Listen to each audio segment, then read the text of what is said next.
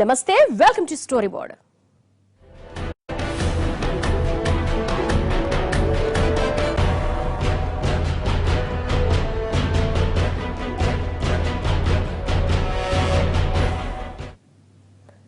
మీరు ఇప్పటి వరకు ఎన్నో రకాల దోపిడీలు చూసి ఉంటారు, కానీ ఇలాంటి దోపిడీ ఎక్కడా చూసుండరు. ఇది ఏ ఒక్కరినో, ఏ 100 మందినో, ఏ 1,00,000 మందినో దోచుకోవడం కాదు, ఏకంగా దేశాన్నే దోచుకోవడం. ఒక్కసారిగా దేశ ప్రజలందరి సంపద దోచుకోవడం, దేశ ఆర్థిక వ్యవస్థను చిన్నాభిన్నం చేసేలా దోచుకోవడం. అదే కార్పొరేట్ లోన్లు. ఒకటి కాదు, రెండు కాదు, అక్షరాల 10 లక్షల కోట్ల రూపాయలు దోచేసిన బడా క్రిమినల్స్ దోపిడీ ఇది.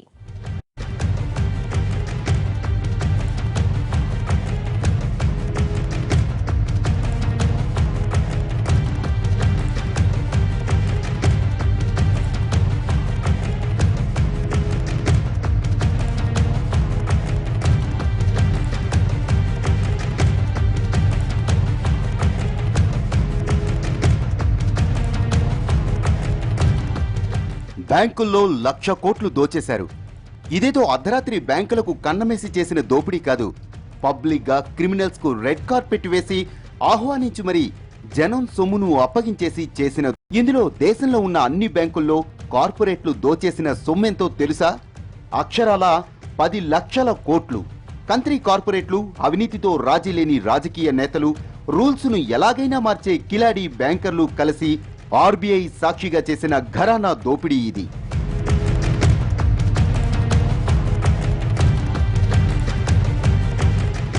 రెండేళ్ల కిందట గ్రీస్ దివాళా తీస్తే అయ్యో అనుకున్నాం. ఆపై చైనా కూడా ఆర్థికంగా కుంగిపోతే పాపం అనుకున్నాం. అప్పుడెప్పుడో అగ్రరాజ్యం కూడా అప్పు కుప్పగా మారి మాంద్యం వైపు అడుగులేస్తే పెద్దనకేంటి కర్మ అనుకున్నాం. కానీ వాళ్లకు మించిన ఆర్థిక సంక్షోభం అంచుల్లో మనం కూడా నిలుచున్నామని మీకు తెలుసా? అంతకు మించిన ఆర్థిక భారాన్ని మన దేశంలో బ్యాంకులు మోస్తున్నాయని మీకు తెలుసా? నిజానికి భవిష్యత్తులో ఎప్పటికీ కోలుకోలేనంత భయంకరమైన ఆర్థిక పతనానికి అరంగుళం దూరంలో ఉంది మన దేశం. నమ్మకం కలగడం లేదా? ఇప్పటి వరకు మీకు తెలియని ఓ భయంకరమైన నిజాన్ని చెబుతాను, వినండి. 2016-2017 ఆర్థిక సంవత్సరం లెక్కల ప్రకారం మన దేశంలో అన్ని ప్రైవేటు, పబ్లిక్ సెక్టార్ బ్యాంకుల్లో ఉన్న డిపాజిట్ల మొత్తం 96 లక్షల కోట్ల వరకు ఉంటుంది. ఇదంతా ప్రజల డబ్బు, అంటే దేశం డబ్బు. ఈ మొత్తాన్ని బ్యాంకులు ఇతర సంస్థలకు అప్పుల రూపంలో ఇచ్చి 15 నుంచి 20% వడ్డీ తీసుకుంటాయి. ఆ వడ్డీలో మనకు 4% ఇచ్చి మిగిలిన సొమ్ము తమ కార్యకలాపాలకు. నిజానికి బ్యాంకింగ్ వ్యవస్థ నడిచే తీరిది. అయితే ఈ 96 లక్షల కోట్లలో బ్యాంకుల నుంచి వేల కోట్లు అప్పుగా తీసుకుని తిరిగి చెల్లించకుండా చేతులెత్తేసిన సంస్థలు కోకొల్లలు. ఇలా బ్యాంకుల సొమ్ముకు ఎగనామం పెట్టిన మొత్తం ఎంతో తెలుసా? అక్షరాల 10 లక్షల కోట్లు. అంటే మొత్తం డిపాజిట్లలో 10% పైమాటే.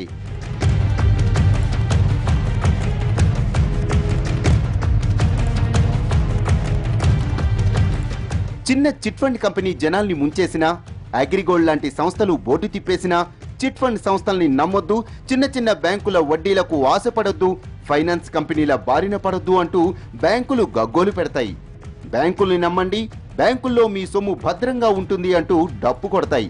మరి ఆ బ్యాంకులే దివాళా తీస్తే అన్న అనుమానం మీకెప్పుడైనా వచ్చిందా? కానీ పరిస్థితులు చూస్తుంటే ఇప్పుడు దేశంలో బ్యాంకులన్నీ దివాళా తీసేలా కనిపిస్తున్నాయి. నమ్మకం కలగడం లేదా? కానీ ఇది పచ్చి నిజం. చేతులా చేసుకున్న పాపాలు బ్యాంకుల్ని ముంచేసేలా ఉన్నాయి. కార్పొరేట్ సంస్థలకు వేల కోట్లు అప్పనంగా అప్పగించాక ఇప్పుడు వాటిని రాబట్టుకోలేక జుట్టు పీక్కుంటున్నాయి బ్యాంకులు.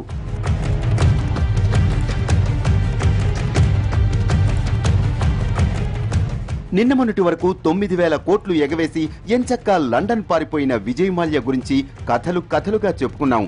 కానీ మాల్యాను మించిన ఘరానా దొంగలు చాలా మంది ఉన్నారన్న విషయం మాత్రం ఎవ్వరికీ తెలియదు. కానీ మన మాల్యా మాదిరిగానే మాల్యా కన్నా 10-20 రెట్లు ఎక్కువ స్థాయిలో బ్యాంకుల్ని ముంచేసిన కార్పొరేట్ క్రిమినల్స్ చరిత్ర బయటపడింది. అవును, మాల్యా మీద ఇప్పటికే చట్టపరమైన చర్యలు మొదలుపెట్టిన బ్యాంకులు మాల్యాను మించిన ఘనుల లెక్కలు కూడా తీసింది. దేశంలో ఉన్న బ్యాంకులన్నీ కార్పొరేట్ సంస్థలకే భారీ స్థాయిలో అప్పులిచ్చాయి. కానీ వాటిలో 8 లక్షల కోట్ల వరకు మొండి బకాయిలుగా ఉండిపోయాయి. అంటే వాటి నుంచి వడ్డీ రాదు, అసలు కూడా రాదు. అంటే వీటికి రావలసిన వడ్డీలు కూడా లెక్కేస్తే అది 10 లక్షల కోట్లకు పైమాటే ఉంటుంది. ఇక్కడ అసలు సంగతి ఏంటంటే ఈ 8 లక్షల కోట్లలో టాప్ 12 మంది ఎగ్గొట్టిన అప్పే 2.5 లక్షల కోట్ల వరకు ఉంటుంది.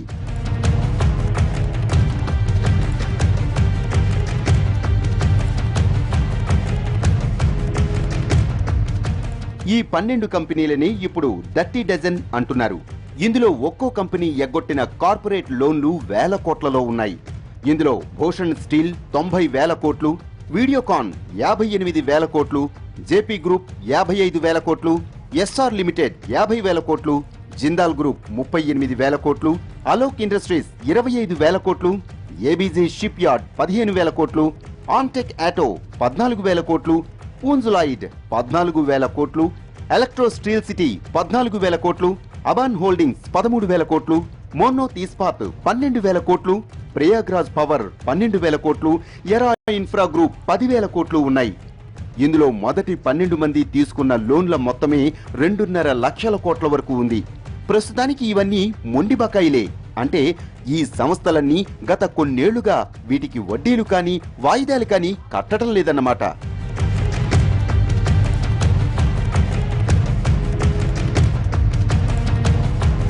వాళ్ళ దేశంలో పేరెన్నికైనటువంటి ప్రముఖ పారిశ్రామికవేత్తలందరూ కూడా, ఇంక్లూడింగ్ ముఖేష్ అంబానీ లాంటి వాళ్ళు కూడా ఎక్కడో బ్యాంకులోనో లేదా స్టేట్ ఫైనాన్స్ కార్పొరేషన్స్లో లోన్లు తీసుకుని వాళ్ళ యొక్క ఎస్టాబ్లిష్మెంట్స్ని పెంచుకున్నారు తప్పిస్తే సొంతంగా ఏ ఒక్క వ్యక్తికి కూడా వేల కోట్ల రూపాయలు ఉండేటువంటి అవకాశాలు లేవు. ఆ ప్రాసెస్లోనే ఇంత పెద్ద పెద్ద లోన్స్ అనేటటువంటి ఇవ్వబడ్డాయి. ఇదేదో నిన్న మొన్న మొదలైన వ్యవహారం కాదు, గత కొన్నేళ్లుగా నడుస్తున్న చరిత్ర. కానీ ఇన్నాళ్లు బ్యాంకులు ఈ మొండి బకాయిల్ని తమ బ్యాలెన్స్ షీట్లో చూపించకుండా దాచుకుంటూ వచ్చాయి. కానీ డిమానిటైజేషన్ తర్వాత బ్యాంకులు ఎన్పీఏలు బయట పెట్టక తప్పలేదు. దీంతో కంత్రీ కార్పొరేట్ల జాబితా బయటకొచ్చింది. ఈ సంస్థలపై ఇన్సాల్వెన్సీ బ్యాంక్ రప్టీ కోడ్ కింద చర్యలు తీసుకోవాలని ఆర్బీఐ ఆదేశాలు జారీ చేయడంతో ఈ బండారం బయటపడింది. ఈ 8 లక్షల కోట్లలో 6 లక్షల కోట్లు ఎస్బీఐ వంటి ప్రభుత్వ రంగ బ్యాంకులకు ఎగవేసిందే.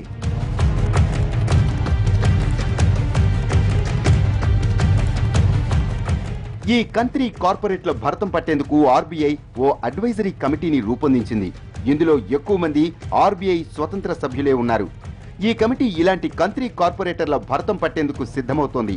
ఇందుకోసం national council of law tribunal ఈ కేసులకు అధిక ప్రాధాన్యమిచ్చి పరిష్కరిస్తుందని, 6 నెలల్లోగా సదరు కార్పొరేట్లు దారికి రాకపోతే క్రిమినల్ చర్యలకు కూడా వెనుకాడబోమని ఆర్బీఐ చెప్పుకొస్తోంది. కానీ ఈ మొండి బకాయిలతో ఇప్పటికే పరిస్థితి చేయి దాటిపోయే దశకు వచ్చిందన్నది బ్యాంకింగ్ నిపుణుల అభిప్రాయం.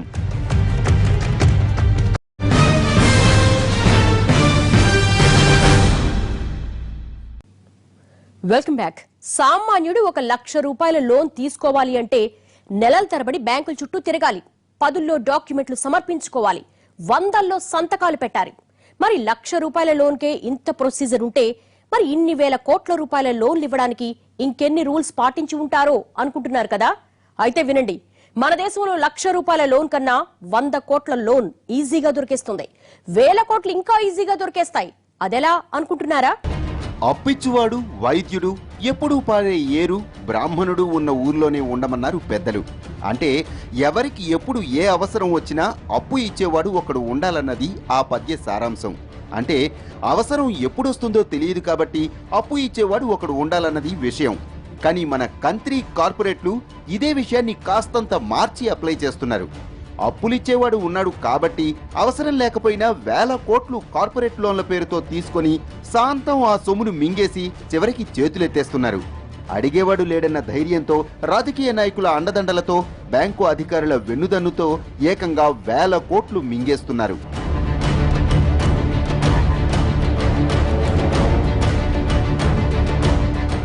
ఇండియాలో 1 లక్ష రూపాయల అప్పు పుట్టించడం కష్టం. కానీ 1000 కోట్ల రూపాయల కార్పొరేట్ లోన్లు దక్కించుకోవటం చాలా సులువు. దశాబ్దాలుగా మన బ్యాంకింగ్ వ్యవస్థలో పాతుకుపోయిన కొన్ని లొసుగుల్ని అప్లై చేస్తే 1000 కోట్ల అప్పే కాదు, లక్షల కోట్ల అప్పు కూడా కొద్ది రోజుల్లోనే వచ్చేస్తుంది. నిజానికి మనకు 1 లక్ష రూపాయల పర్సనల్ లోన్ కావాలంటే డాక్యుమెంట్లన్నీ పట్టుకెళ్లి బ్యాంకులో గంటలు గంటలు కూర్చుని పత్రాలన్నీ నింపేసి ఇస్తే ఆ తర్వాత మీ ఆస్తులు, ఆదాయాలు, అలవాట్లు, అభిరుచులు అన్నింటి వివరాలు సేకరించి మీ ఇంటికొచ్చి ఎంక్వైరీలు చేసి అన్నీ నచ్చితే మీకు లోన్ ఇస్తారు. నెలకు 50,000 సంపాదించే మీకే ₹1,00,000 లోను ఇవ్వడానికి ఇన్ని రూల్స్ పాటిస్తే అదే మీకు ₹1,00,00,000 రుణం కావాలంటే ఇంకెన్ని కష్టాలు పడాలో అనుకుంటున్నారా?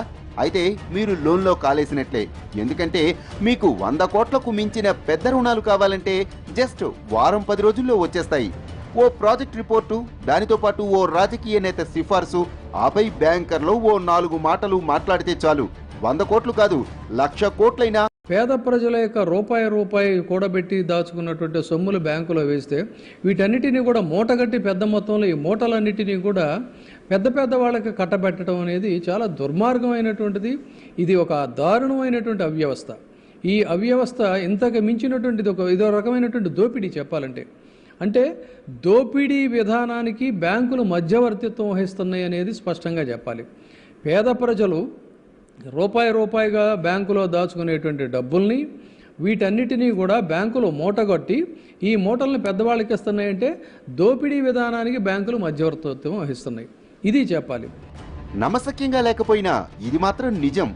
దేశంలో పెద్ద సంస్థలకు ఇస్తున్న వేల కోట్ల రూపాయల అప్పుల్ని చూస్తే మీరు ఇది నిజమని నమ్మక తప్పదు. నిజానికి బ్యాంకులు కూడా తమ దగ్గరున్న డిపాజిట్లను లోన్ల రూపంలో బయటకిచ్చి ఆదాయం సంపాదించుకోవాల్సిందే. ఉదాహరణకు ఒక బ్యాంక్ బ్రాంచ్కి ఒక ఫైనాన్షియల్ ఇయర్లో 1000 కోట్లు అప్పులివ్వాలన్న టార్గెట్ ఉందనుకోండి. అది ఒక్కొక్కరికి ₹1,00,000 చొప్పున అప్పులివ్వాలంటే వాళ్లకు 1,00,000 మంది కస్టమర్లు అవసరం.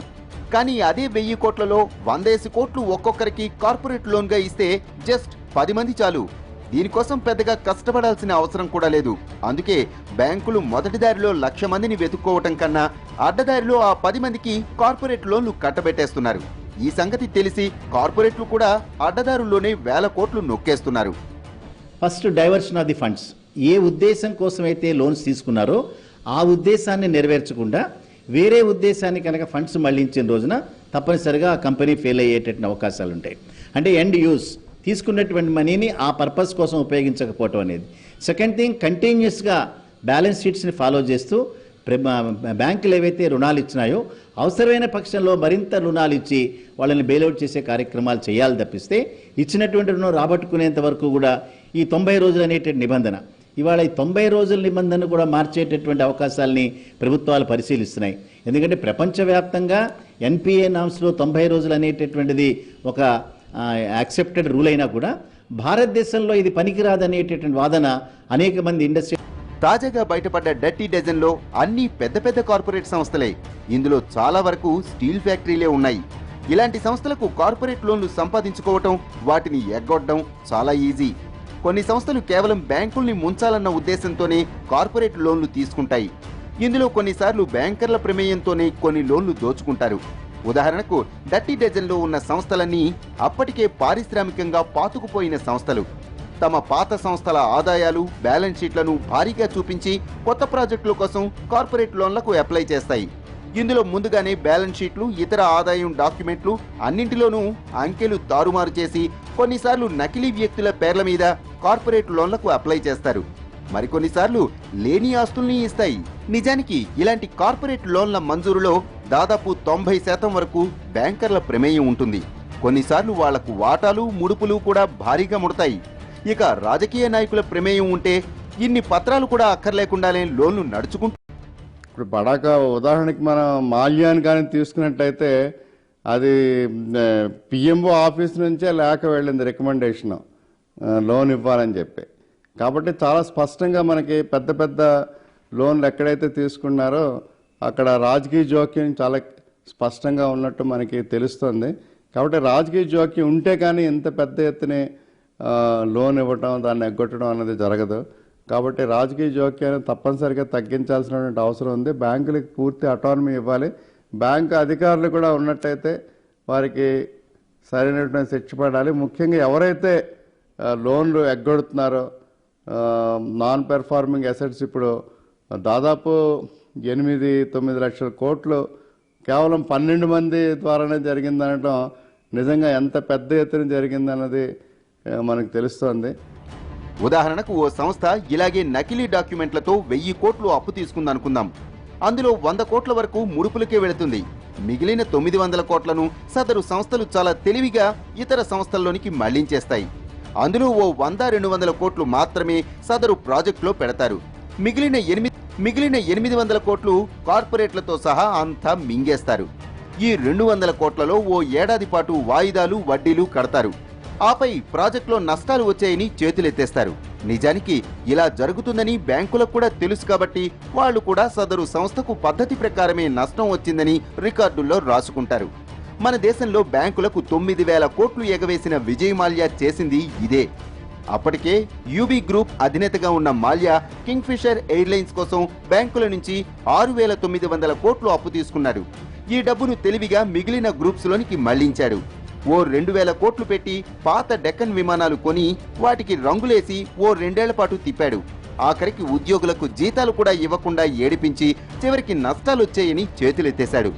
అప్పటికి అయ్యగారు రాజ్యసభ ఎంపీ కాబట్టి బ్యాంకులు కూడా కిక్కురుమనకుండా లోన్లు ఇచ్చాయి. ఇప్పుడు డొక్కు విమానాల్ని, ఓ 10 పాత కార్లను, ఓ పాత ఇంటిని బ్యాంకులకు వదిలేసి అయ్యగారు మాత్రం ఎంచక్కా లండన్ పారిపోయారు. మాల్యా తీసుకున్న కార్పొరేట్ లోన్ వడ్డీతో కలిపి ఇప్పుడు 9,000 కోట్లు ఉంది. ఇదంతా బ్యాంకులకు నష్టమే.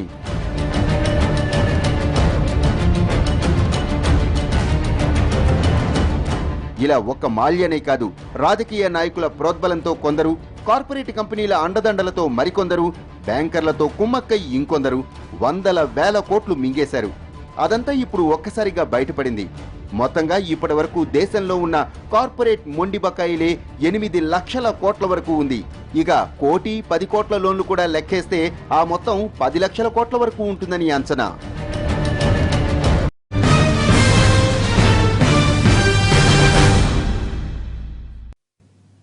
Welcome back. ఒక రైతు 10,000 అప్పు తీసుకుని తిరిగి కట్టకపోతే ఏకంగా వాళ్ళ ఇంటి మీద పడి రాద్ధాంతమే చేసే బ్యాంకులు ఇన్ని వేల కోట్లు దోచేస్తున్న కార్పొరేట్లపై ఎందుకు ఏ చర్యలు తీసుకోవడం లేదు? అసలు ఇన్ని వేల కోట్ల రూపాయల నుంచి ఎలా బయటపడుతున్నారు? ఈ కార్పొరేట్ లోన్ల వెనుక ఉన్న మాయాజాలమేంటి? బ్యాంకర్లతో కుమ్మక్కై దేశాన్ని దోచేస్తున్న ఇలాంటి కార్పొరేట్ క్రిమినల్స్ భరతం పట్టే చట్టాలు మన దేశంలో లేవా? మరి ఏ ధైర్యంతో ఇలా 1,00,000 కోట్లు జనం సొమ్మును కార్పొరేట్లు మెక్కేస్తున్నారు? ఈ కార్పొరేట్ దోపిడీ మన దేశం మీద ఎలాంటి ప్రభావం చూపించ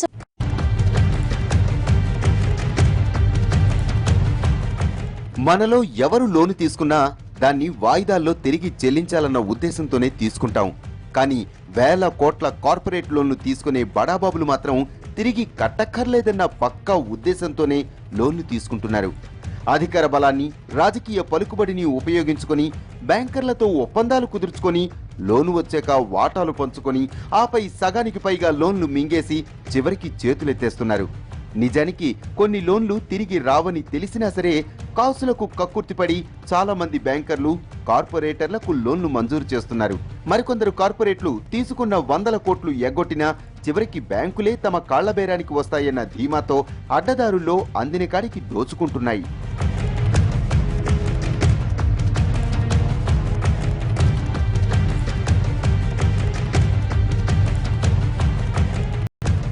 కార్పొరేట్ లోన్ తీర్చకపోతే దాన్ని మాఫీ చేస్తారన్న నమ్మకంతోనే కార్పొరేట్లు అంతలేసి లోన్లు తీసుకుంటున్నాయి. వాళ్లకు అప్పు ఇవ్వడానికి ఎన్ని రూల్స్ ఉన్నాయో ఆ అప్పు తీర్చకుండా తప్పించుకోవడానికి కూడా అన్నే రూల్స్ ఉన్నాయని తెలుసు కాబట్టే ఇలా బ్యాంకులకు టోపీ పెడుతున్నారు. అందుకే బ్యాంకర్లు కూడా వారితో చేతులు కలుపుతున్నారు. బ్యాంకర్ల ప్రమేయం లేకుండా ఇన్ని లక్షల కోట్లు అప్పులు మొండి బకాయిలుగా మిగిలిపోయాయంటే నమ్మలేం. నిజానికి ఈ లోన్ల విషయంలో తీసుకున్న కార్పొరేట్ల కన్నా ఇచ్చిన బ్యాంకర్లదే పెద్ద తప్పు. ఈ లోన్లను ఎలా ఎగ్గొట్టాలో బ్యాంకర్లకు తెలుసు కాబట్టి వాళ్లే కార్పొరేట్లతో లాలూచీ పడుతున్నారు. దీనికి పొలిటీషియన్లు వంతపాడుతున్నారు. కొన్ని సందర్భాల్లో రాజకీయ నేతలే బినామీ పేర్లతో కార్పొరేట్లుగా మారి వేల కోట్ల లోన్లు తీసుకుంటున్నారు. మన దేశంలో అధికారంలో ఉన్న ప్రతిసారి చాలా మంది రాజకీయ నేతలు చేసే భాగోతం ఇదే.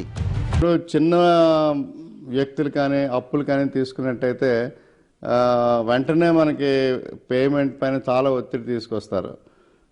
వాళ్ళు ఎగ్గొట్టడానికే అవకాశం ఉండదు. అదే పెద్ద ఎత్తున కానీ జరిగినప్పుడు ఎవరు కూడా పట్టించుకోరు. అవి కోర్టుల ద్వారా కానీ రకరకాలుగా ఇప్పుడు విజయ్ మాల్యా కేసు కానీ తీసుకున్నట్టయితే వాళ్ళు ఏంటంటే ముందుగానే వాళ్ళకి చట్టంలో ఉన్నటువంటి లోపాలు వాళ్ళు బాగా స్టడీ చేసి పర్పస్ఫుల్గా అప్పులు చేసి దేశం విడిచిపెట్టి వెళ్ళిపోవటం, మన చట్టంలో ఉన్నటువంటి లొసుగుల్ని పూర్తిగా దాన్ని అడ్వాంటేజ్ తీసుకుని వాళ్ళ పర్సనల్ బెనిఫిట్కి వాడుకుంటున్నారు. కాబట్టి చట్టంలో ఉన్నటువంటి లొసుగులను కూడా ఒక సంస్థ 1000 కోట్ల లోన్ తీసుకుని ఏడాదికి 2 ఏళ్ల తర్వాత నష్టాలొచ్చేయని చేతులెత్తేస్తే అప్పుడు బ్యాంకులే సదరు సంస్థ తీసుకున్న కార్పొరేట్ లోన్కు CDR చేస్తాయి. అంతేకాదు తీసుకున్న 1000 కోట్లకు అదనంగా అవసరమైతే మరో 500 కోట్లు అప్పుగా ఇస్తాయి. సదరు కార్పొరేట్లు, బ్యాంకర్లు ఈ 500 కోట్లు కూడా మింగేసి మరో ఏడాది తర్వాత మొత్తం వడ్డీతో కలిపి ఈ 2000 కోట్ల కార్పొరేట్ లోన్ను కట్టలేమని చేతులెత్తేస్తారు. ఈ 3 ఏళ్లలోగా బ్యాంకర్లు మారిపోతారు, ప్రభుత్వాలు కూడా మారిపోతాయి. కానీ బ్యాంకులకు ఆ 2000 కోట్లు మొండి బకాయిలుగా మిగిలిపోతాయి. కానీ అప్పుడు కూడా బ్యాంకర్లు వాటిని NCAల లిస్టులో చేర్చకుండా సదరు కార్పొరేట్ లోన్ను రైట్ ఆఫ్ చేస్తారు. అంటే వాటి నుంచి వడ్డీలు కూడా తీసుకోరన్నమాట. విజయ్ మాల్యా గతేడాది మార్చిలో లండన్ పారిపోతే 6 నెలల తరువాత ఆయన లోన్లను కొన్ని బ్యాంకులు రైట్ ఆఫ్ చేశాయి. ఇలా ఓ 2-3 ఏళ్ల కాలం గడిచాక చివరికి వన్ టైం సెటిల్మెంట్ అంటూ కాళ్లబేరానికి వెళ్తాయి. బ్యాంకుల నుంచి తీసుకున్నది 1500 కోట్లయితే వడ్డీ మరో 500 కోట్లు ఉంటే చివరికి ఏ 400 కోట్లు కట్టేసి లోన్ క్లియర్ చేసుకుంటారు. ఇందులో మిగిలిన 1100 కోట్లు కార్పొరేట్లు, బ్యాంకర్లు, రాజకీయ నాయకులు మింగేస్తారు. దాదాపుగా ఇప్పుడున్న డర్టీ డజన్తో పాటు 100 మంది కార్పొరేట్లతో పాటు ఏ కార్పొరేట్ లోన్ భాగోతం చూసినా కనిపించే అంతఃసూత్రం ఇదే. నిజానికి బ్యాంకులు పనిచేసేది జనం సొమ్ముతో. కానీ ప్రజలకు మాత్రం ఎలాంటి సేవ చేయటానికి బ్యాంకులకు మనసు రాదు. ఒక రైతు 10,000 రూపాయల వ్యవసాయ రుణం తీసుకొని కరువు వచ్చి ఆ రుణం తీర్చకపోతే బ్యాంకర్లు ఆ రైతు ఇంటి మీద పడి నానా రాద్ధాంతం చేస్తాయి. ఆ బక్క రైతు ఆస్తుల్ని వేలం వేయిస్తాయి. కొన్నిసార్లు పోలీసుల్ని తెచ్చి ఆ రైతుపై దాడి చేసి మరీ కోర్టుకు ఈడుస్తాయి. ఇప్పుడు మన బ్యాంకులన్నీ ఆ 12 మంది కార్పొరేట్లకు వదిలేసిన 2.5 లక్షల కోట్లు రైతులకు అప్పుగా ఇచ్చి ఉంటే మన దేశంలో ఒక్క రైతు కూడా ఆత్మహత్య చేసుకునేవాడు కాదు.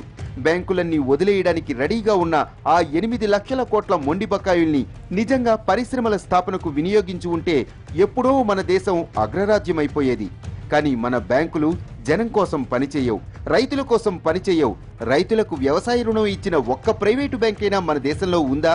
కానీ 1000 కోట్లు అప్పనంగా కార్పొరేట్లకు అప్పగించేసిన బ్యాంకులు మాత్రం మన దేశంలో గల్లీకొకటున్నాయి.